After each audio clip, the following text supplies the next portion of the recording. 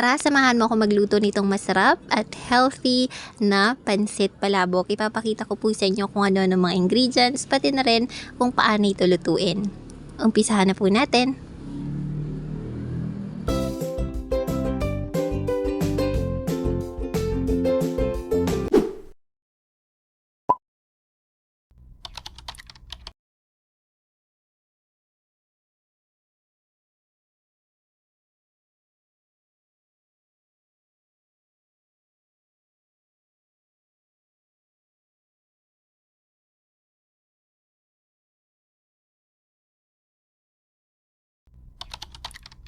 Buksan po natin ang kalan at iset ito sa medium fire. Pagkatapos ay maglagay po tayo ng katamtamang dami ng cooking oil.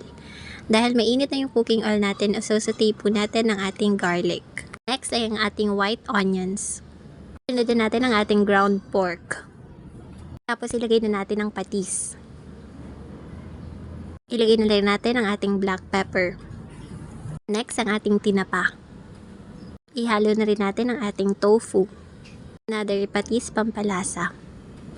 Next, ilagay na natin ang ating shrimp soup stock. Ito yung pinaglagaan or pinagbabada ng ating shrimp. Tapos imekos-mekos lang natin.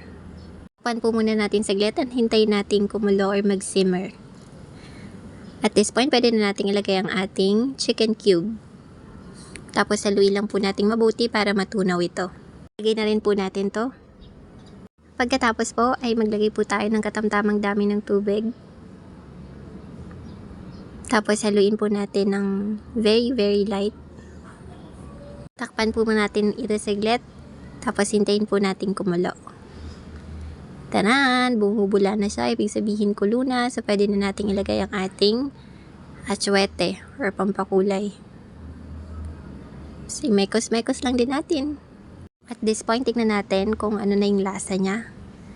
Okay na siya, so tatakpan lang natin to. Final touch. So ayan, nagsisimmer na ulit siya or kumukulo-kulo na siya. So pwede na nating ilagay itong ating mga oyster. Konti lang muna ilalagay natin kasi pang toppings yung iba dyan mamaya. Ayan, ang ganda na ng kulay niya. Makatotohanan na, char. Ngayon, maglagay tayo nitong cornstarch para magmukha siyang sticky. Salu-haluin po natin to habang tinitingnan. Char. Hinulog na rin natin dito yung mga chicharon. Pero syempre yung maliliit na piraso na lang yan. Ha? Dapat wag yung malalaki. Char. Tapos halu-haluin lang po natin itong mabuti. Tapos at this point, pwede na po natin ihulog yung ating pansit palabok. Yung pansit na pampalabok. Ay, diba? Perfect.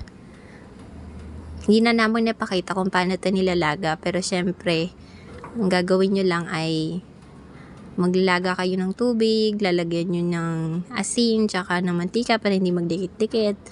Tapos, titingnan nyo lang kapag malambot na. So, kapag malambot na, yun, okay na yan siya. Tapos, ayan. Nahalo-halo na natin siya para pantay-pantay yung lasa. So, yun. Narito na yung ating final recipe. Nilagyan lang po natin yan ng toppings na boiled egg. Tapos, naglagay din po tayo ng toppings dyan na additional chicharon at yung natitira po nating oyster kanina. O, di bang perfect? Sobrang sarap nito. Perfect pang merienda. Para magmukhang special, magtotop din tayo ng green onions dito. And voila, narito na po ang final recipe. Sana po magustuhan ninyo. Perfect na perfect po ito pang merienda. Pwede rin sa mga handaan. Sana po nagustuhan ninyo. Happy eating. Until next time. Bye!